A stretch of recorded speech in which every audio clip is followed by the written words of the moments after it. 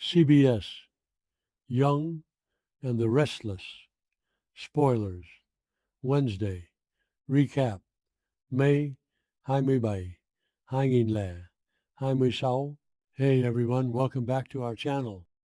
Today is a beautiful day to dive into some serious Genoa City drama. Grab your coffee, get comfortable, and let's get right into it because the latest episode left me absolutely speechless. We have so much to unpack today. I can't even, I just literally cannot believe the sheer audacity of Billy Abbott right now. I am typing this so fast, my fingers are cramping because I'm just so worked up after watching this episode. We need to talk about society. We need to talk about that bar scene because honestly, Billy has lost his damn mind. I mean, walking up to Adam Newman, buying him a drink, and just dropping the bomb that he and Sally are getting married and having a baby. What is he thinking?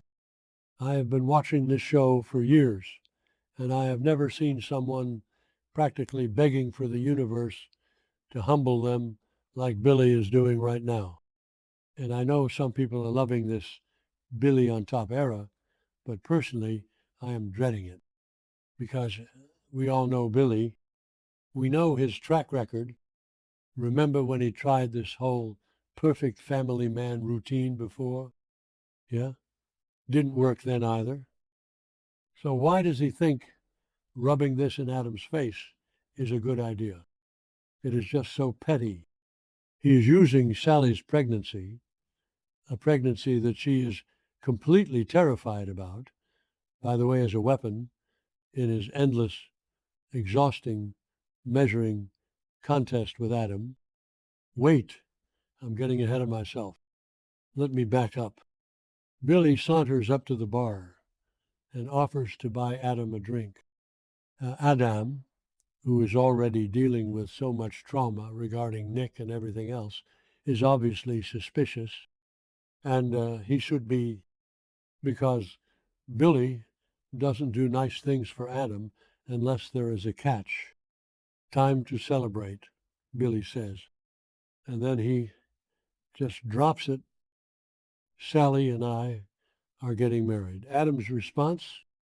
Absolute perfection. Pass along my condolences to Sally. I literally screamed at my screen. Yes, Adam, because honestly, being married to Billy Abbott is a full-time job that nobody should apply for.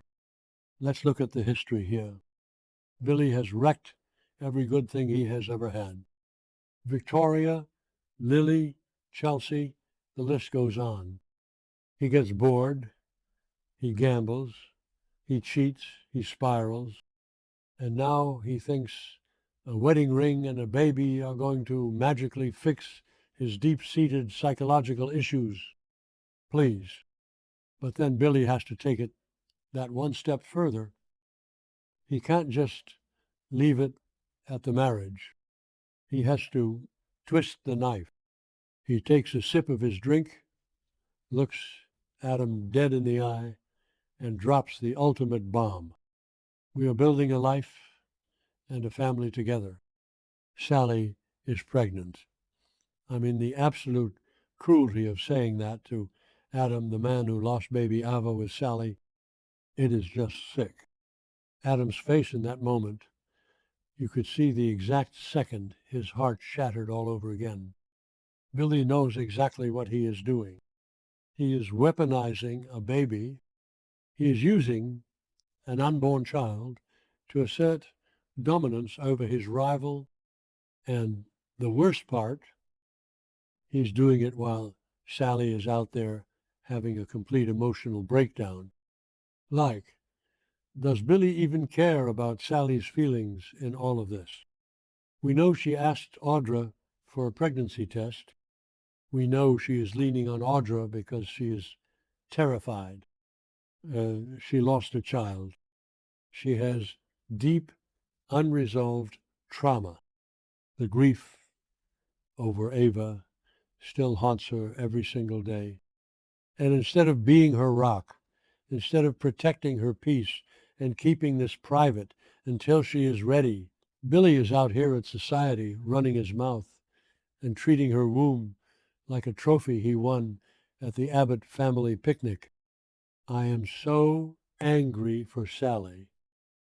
She deserves so much better than being a pawn in this stupid Abbott versus Newman rivalry. And I kind of feel like Billy is jinxing the whole thing. I am genuinely terrified for Sally's baby right now. Am I the only one who feels like this is going to end in absolute disaster? I just have this horrible pit in my stomach that Sally is going to lose everything again because Billy couldn't keep his ego in check. Okay, back to the point, because if I keep talking about Billy, I am going to throw my remote through the TV. Let's talk about the absolute train wreck that is Phyllis Summers. I am sorry, but what on earth is her game plan here? I love Phyllis. I really do. I have been a fan of Red since the early days, but she is officially losing it. We see her pacing around her office, looking like a caged animal just seething with anger. And what does she do? She leaves a voicemail for Matt Clark. Matt Clark, the man who is literally terrorizing her family, the man who faked amnesia, the man who is currently the most dangerous person in Genoa City. She leaves him a message saying she needs a chance to explain and that she has feelings for him. Feelings? Are you kidding me, Phyllis? I know she is desperate.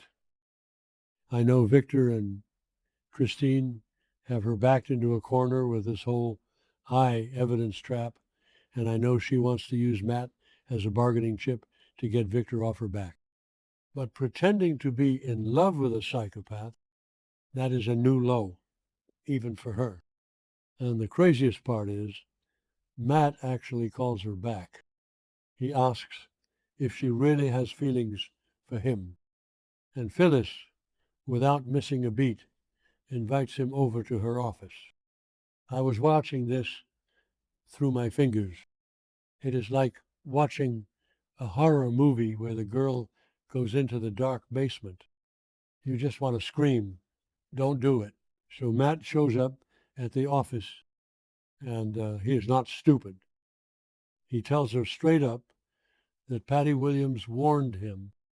Patty told him that Phyllis was planning to trade him to the Newmans, which, let's be real, is exactly what Phyllis is trying to do.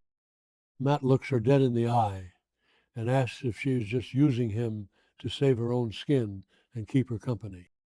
And Phyllis lies. She lies so smoothly. She says no.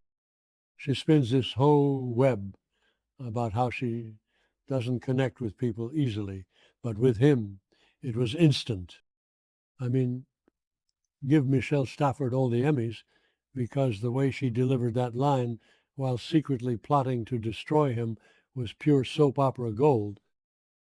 But let's pause and think about the sheer risk Phyllis is taking here. Remember when she tried to outsmart Victor with the whole Marco Annicelli nightmare? Or when she thought she could handle Jeremy Stark? Phyllis always thinks she is the smartest person in the room, and it always blows up in her face. But then it gets so much worse. Matt actually buys it, or maybe he is playing her too. I sometimes contradict myself because I can't figure out who is manipulating who anymore. Matt tells her he feels the same way, and he suggests that maybe she should talk to the Newmans and make them see him the way she does. The delusion, and then he leans in to kiss her, a kiss between Phyllis and Matt Clark. I was gagging. I literally had to look away from the screen, but then he stops. He suddenly pulls back because he He remembers he is married. Wait, what? He has amnesia, but he remembers he has a wife. How convenient. Phyllis, seizing the moment and trying to keep the upper hand, tells him his wife's name is Sienna. And Matt says he doesn't recognize the name. This is so wild because we know Sienna is a fanatic. We know Sienna stalked Phyllis to that dark basement and brutally attacked her to rescue Matt. So Phyllis knows exactly how dangerous Sienna is. She knows Sienna is fiercely loyal to Matt, and she is still playing this game. She is literally poking a hornet's nest. And the spoilers say Victor and Nick are going to walk in and find Phyllis with Matt. Can you imagine? Nick is already spiraling out of control with his addiction. He is buying drugs from Sienna. Victor is on the warpath trying to protect his empire, and they are going to walk into Phyllis's office and find her inches away from locking lips with the man who ruined Nick's life. Victor is going to absolutely destroy her. He is not going to care about her excuses or her master plan to trade Matt. He is just going to see betrayal. He will crush her company. He will crush her life. And Nick, this might be the thing that pushes him completely over the edge. I am so here for the drama, but I am also dreading the fallout. It is going to be a bloodbath of epic proportions. And speaking of bloodbaths, can we talk about Jack Abbott and Patty Williams? Because this is another disaster waiting to happen. Jack meets Patty at Crimson Lights, and the tension is just incredibly awkward. Patty, in her full delusional glory, asks Jack if he sent her flowers. Jack, being his usual blunt, arrogant self, says yes, and then proudly announces that he threw them straight into the trash. Savage. I laughed, but also Jack is playing with absolute fire. Does he not remember who Patty Williams is? Does he not remember the history here? She shot Victor. She poisoned Summer. She has spent years in and out of mental institutions. She is deeply unstable, but Patty doesn't even flinch. She just smiles, that creepy, vacant smile of hers, and tells Jack that she never turns down a challenge. She actually believes they have a connection. She is out here plotting to be the next Mrs. Jack Abbott. You'll be surprised how it plays out, she tells him. And honestly, I am terrified. Jack thinks he can manipulate her to get back at Victor, but Patty is a wild card. You cannot control Patty Williams. When she realizes Jack is just using her, she is going to snap. We already know she went rogue and called Victor to demand $2 million for Matt's location because Matt rejected her. She is completely unhinged. Jack is so blinded by his hatred for Victor that he is literally inviting a monster into his life. He thinks he's the puppet master, but Patty's going to cut the strings and strangle him with them. Which brings me to my final point, Jack and Tracy. Jack goes home to the Abbott mansion and whines to Tracy about how he hasn't heard from Diane or Kyle. Gee, I wonder why Jack. Maybe because Diane caught you in bed with Patty on a boat and then caught you in a compromising position with Nicky. Diane has every right to ice him out. She should change the locks. But instead of taking accountability, what does Jack do? Tracy asks him if he's giving up on his marriage, and Jack says no, but his immediate pivot is to say he's going to get revenge on Victor. What? Um, I am so sorry, but Jack Abbott is an absolute idiot right now. Your wife is talking about divorce, your family is falling apart, your son is alienated, and your priority is getting revenge on Victor Newman. A rivalry that has been going on for 40 years and has never brought you anything but misery. Tracy, bless her heart, is the only sane person in that entire house. She looks at him with that classic Tracy Abbott disappointment and tells him he needs to focus all his energy on Diane. Listen to your sister, Jack.